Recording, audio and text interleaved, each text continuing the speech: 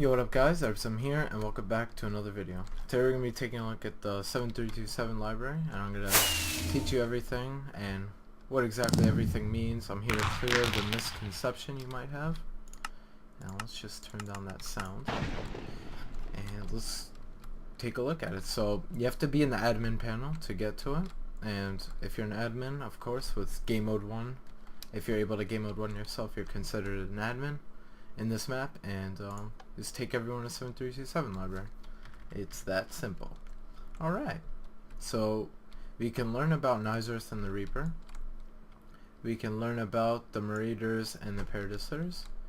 Leave the 7327 library, or learn about the characters. So the first thing we're going to do is learn about the characters, and yeah, why not? Let's do it. So Ace's biography.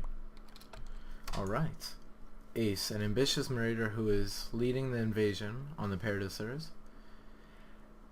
Ace is determined to look for equality. However, Ace's interpretations lead him to the wrong answer. It's sometimes pure misinterpretation, or clearly narrow-mindedness. Although he is striving for equality, this obstructs the reality. So essentially, he's a pretty good guy, Ace. He's not really... He just lost his way through the mistreating of the Marauders, basically. He lost his way, so, you know, this is his misinterpretation.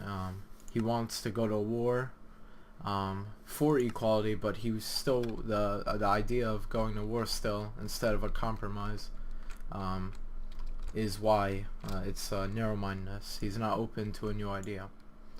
And it does not say that he's tried, so you have to keep that in mind as well. For Lucid's biography, it's a little bit different, this guy. Lucid is a young, caring, thoughtful marauder who has a sneaky personality. He searches for justice in an open-minded manner. When he was 7, he lost his entire family in an airplane crash. Due to this, he is determined to make sure future passengers are safe and volunteer to operate the gunship for the Marauders in 7327. When you are operating the gunship, you are giving Lucid orders to fire on either side. So, yeah, that's actually very true. Lucid is actually doing the gunship thing. So, at the end of the gunship, you notice how the Reaper destroys it. He destroys someone else. Yes, it is him. Lucid dies in the crash as well, unfortunately, after the use of the gunship. Marion. So Marion is a Paradiser, and Ace and Lucid are Marauders. So we have 2 Marauders and 2 Paradiser biographies. And technically 3 Paradiser biographies, depending the way you look at it, on Nizerth. We'll get to him. Marion is a strong woman who lives in a predominantly Paradiser village. Her emotions can influence her combat. Unfortunately, before the declaration of war, Ace led a small Marauder force to destroy houses, office buildings, and high traffic areas of the Paradisers. In this event, her family was killed, similar to Lucid in all these tragic events. This led her to develop a revenge-seeking mentality. So she's a little bit more ruthless than Ace. So Ace is a little bit less ruthless. But after all, you know, how he led the Paradisers in there, he has to be ruthless, but Marion is full out blood and gore. Now we haven't got to Devonian yet, Denovian. And here's Denovian. Denovian achieved the highest military rank for the Paradisers of all time, Honorary Marker. He is ruthless and wants to end all Marauder life. Denovian had a difficult past which made him hard as rock. He's portrayed almost godlike next to Nizerth, but is recognized as a war hero. So not much about him, but he's ruthless and wants to end all Marauder life. He is not a good guy, guys. He's probably the most ruthless of all the characters. Okay, so next we're gonna learn about Nizerth. So here's Nizerth. Nizerth is a descendant of the Reaper. He has favored the Paradisers because when growing up, he was raised in a predominantly Paradiser school. Although full neutrality lies in his ancestry, this environment led to the development of him taking the Paradiser side. Growing up, Nizerth was taught by the most strict 2-day professors who solely believe in the Paradiser ideas. The Paradisers knew Nazareth is born neutral, so they used negative reinforcement to abolish the neutrality at a young age, so Nazareth can grow acceptance to the pendulum model. I'll explain that in a little bit. They used positive reinforcement when he agreed to the mistreatment of the Paradisers, ultimately leading to Nazareth's current stance in the war. Nazareth is unaware these ideas are morally wrong and serves merely as a puppet in the war. Okay, so we are introduced to some things like negative reinforcement, positive reinforcement, and pendulum model. The pendulum model essentially is basically like if you do one thing, you know how the pendulum works, it ticks back and forth, and I don't know, I guess you guys could look it up. I wouldn't give you the best explanation. It deserves a better explanation than what I have. But other than that, it's just very important to the way he worked as a child. So Reaper's biography. Okay, the Reaper, guys, let me just clear this. He's not just a statue, he's an actual person. So this has to do with the storyline. Reaper, year 98 to 212, which is 7,115 years ago from the war. It's a very long time. Yeah, as you can see, this is not legible. This is kind of portraying Reaper in his utmost godlike position that he is. So 7327 is a year when the war takes place. So as you can see, if you do the math from 212 when he died, so he lived over 100 years. That's pretty amazing. 114 years to be exact, and that's a pretty good lifetime. So a regular person he is. So the Reaper was globally recognized as a universe being. He is like any ordinary person, but possessed some sort of mental and physical super magic. Now I italicize certain words or phrases or sentences that are very important, and I really suggest you stick to them. And by the way, I encourage you to look through all these books before you watch this video and see what kind of interpretations you had, because everyone's going to be different. And it's really interesting to see. So many critics challenged him, but that did not stop him. Instead of abusing this, he began to dive into the meaning of being throughout his life. He is also known to cure all mental illness and cleanse irrational thinking. Through the events, Reaper became mentally immortal, spiritually immortal, and can weather the difference and struggle of the universe and cleanse it. Later he began to study realism beyond the Phaneron. This was recognized by everyone at his time and continues to be recognized through this unfathomable reality he lived. So before we get to the next part, which is volume 2, where did Reaper get his super magic? Essentially, what do you mean by he's mentally immortal? Basically, his mental immortality basically shows that he is fully neutral. If someone punches him in the face, another person defends him, he will favor both sides. It's kind of like that. Cruel example, but that's how he is. Any situation, guys. So not everyone could be the Reaper unless every single situation ever to come into existence, you maintain that full neutrality. And that's why Reaper is so significant. So where did he get his super magic? The Reaper said, neutral being. This is the most important part. Neutral being can weather all rational and irrational thoughts and portray the very light emitting from the universe. Now let me just explain this part before we continue. Neutral being.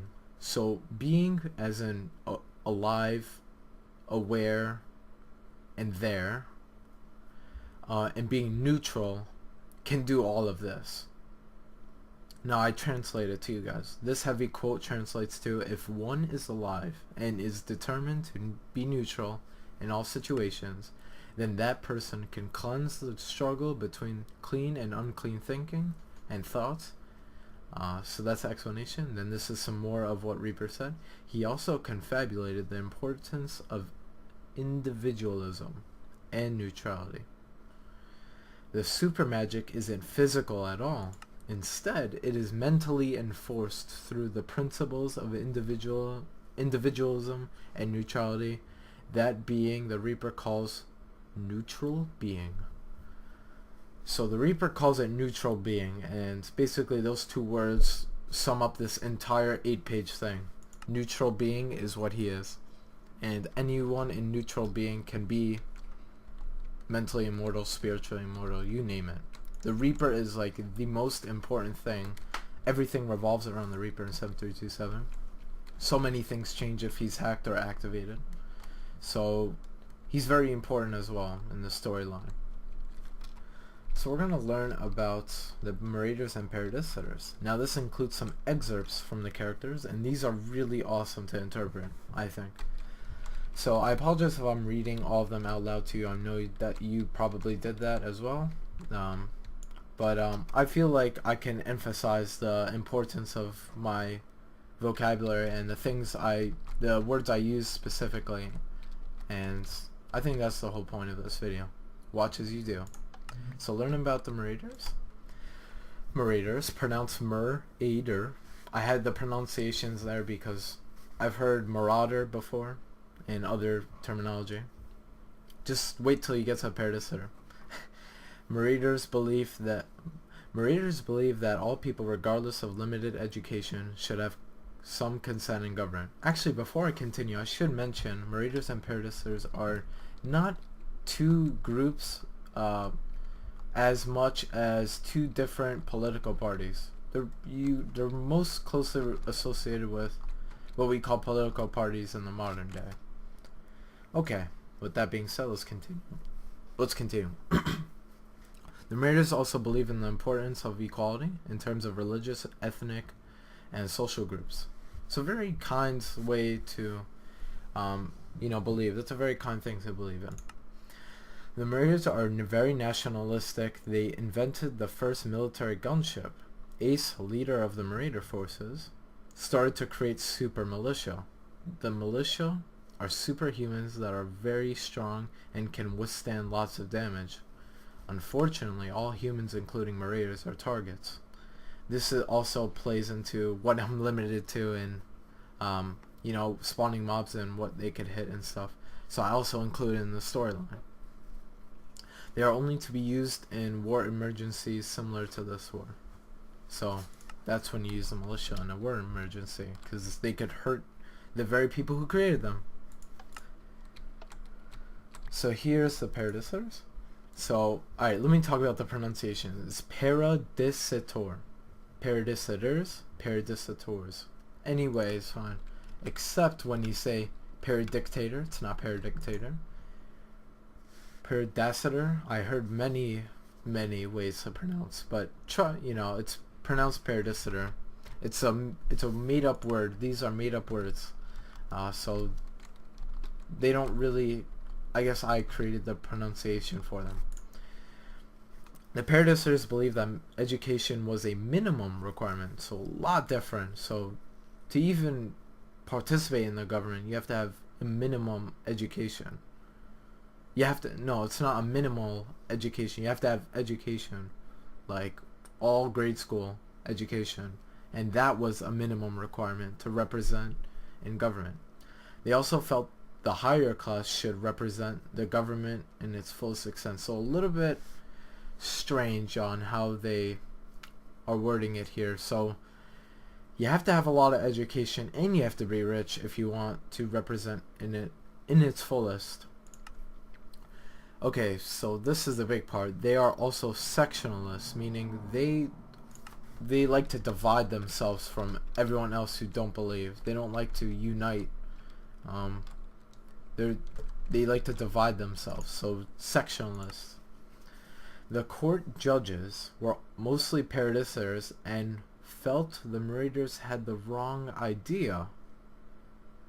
Essentially the wrong idea, referring to their political beliefs. And if a person consented to being a Marauder, the consequences were extreme. So this is really wrong, as you may interpret it. So right now you're probably thinking Marauders, they've got the rational thinking aside, they've got it all. Let's not get ahead of ourselves. let's take a look at some excerpts before we continue on that thought. So Ace's ambition. Why does life issue problems we must solve? So, alright, these are excerpts. That means the characters themselves wrote this, quote unquote.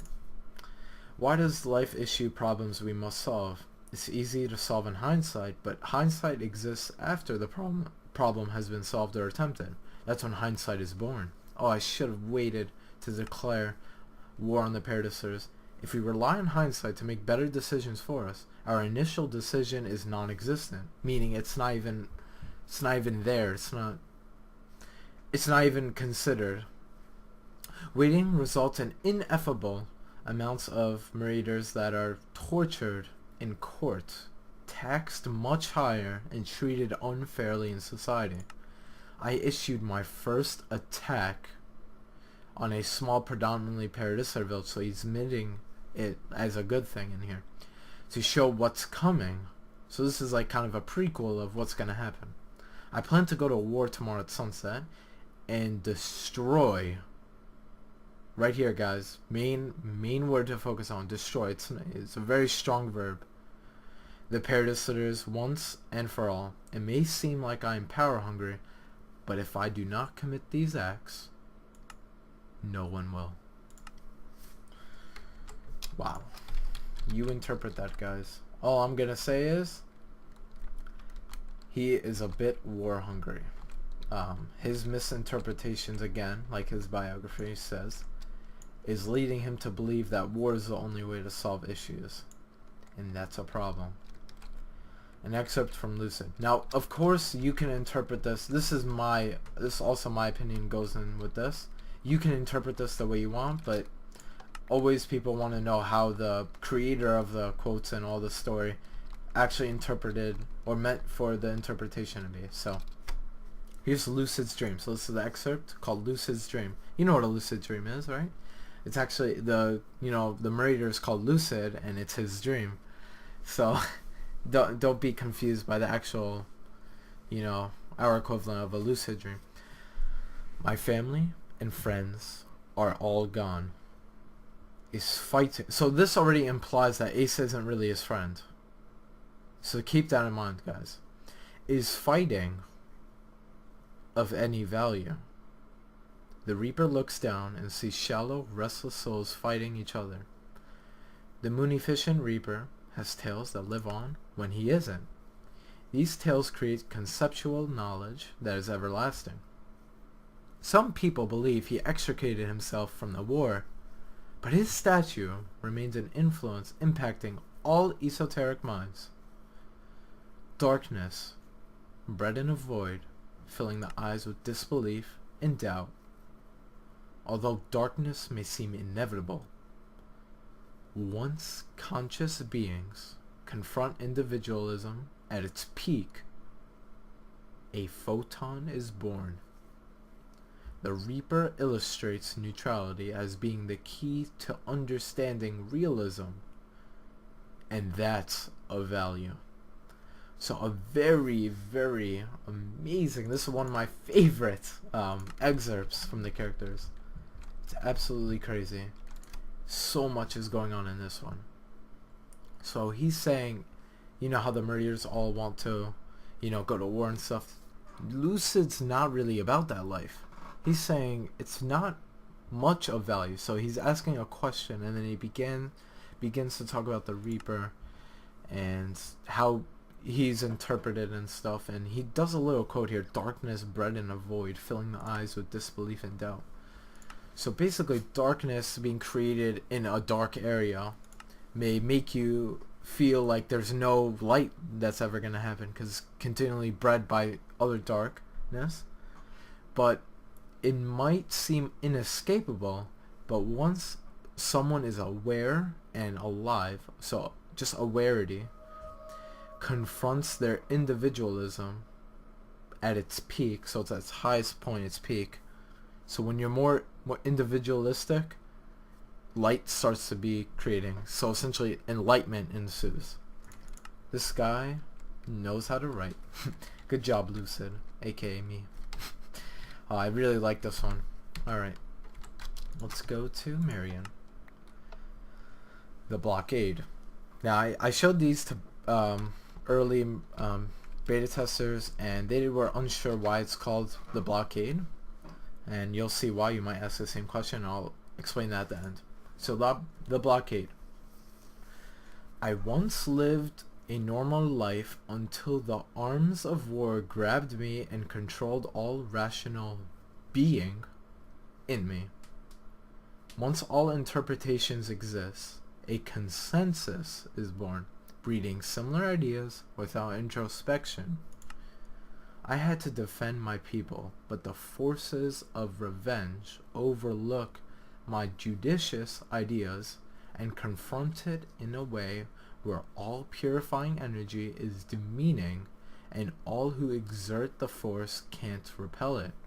For all and ever reap the days that are everlasting. A very short one. So what's the blockade? The blockade is herself from rational and irrational being. And basically she talks in like she's using a lot of imagery here. So I once lived a normal life until the arms of war. War doesn't have arms. I think it's imagery, actually. I might be wrong, but I'm sorry about that. I don't know the literary technique, the absolute literary technique. I think it's imagery, but I could be wrong. But essentially, I use that kind of literary technique and for Marion because she has very much good in her, but she's really confused at the moment. Okay, Denovian is a really good one as well, guys. His is called partitioned life, so a blocked life, a part of his life. I grew up with ideas rather than possessions. Alright, so he starts to question the Reaper. This is the only one that does. If the Reaper is spiritually immortal, how come he isn't calling for neutrality? It's like he allows for such war, which is a contradiction in his own philosophy. Now, if you think about it, that's kind of true. If he's fully neutral, why is he, doing all this stuff? Now, remember, in the game, it's a statue. But at the end of the game, where it corrupts or the Reaper summons the Marauders to die with withers and stuff, it's the actual Reaper himself doing it. And he has a completely different reason, which you guys have to find out. It's not included in this library. It's for your own interpretation. Okay. So this entire thing that's italicized is very important. I kill for keychains to be dropped by the deceased in effort to decode them and equip them for robusting the killer. So a keychain, he kills for keychains? There's another meaning to keychains. Keychains meaning the idea of ending a Marauder life for his beliefs. That's the keychain. An effort to decode them, so understand, and for the people to understand why he killed them, for strengthening himself. I once dropped my keychain, but immortal beings constructed a fake realism in which martyrs are keychains living outside of being, in which observation can conclude existence without once existed. Paradox. Right here is a paradox. There's a contradiction. So let's review that again. Existence without once existed. That makes no sense. It's a paradox. And over here,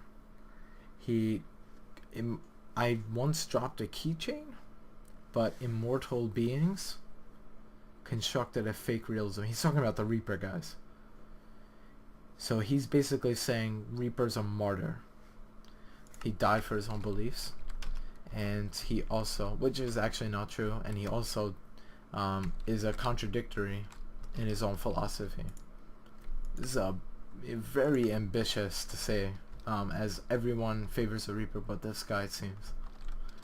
Alright, last but not least, let's look about...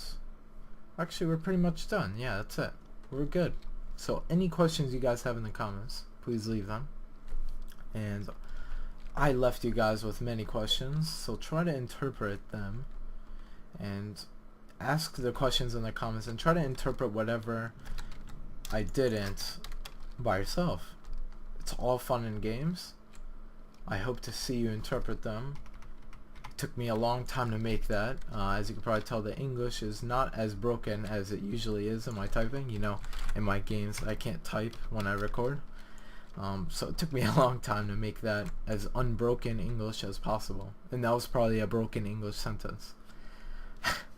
I really appreciate your time here. If you watch it throughout here, you guys are amazing. You guys are dedicated 7327 fans or Replit fans or just, you know, awesome people in general. I appreciate anyone who watches this, enemies and non-enemies. Take care, guys, and peace out.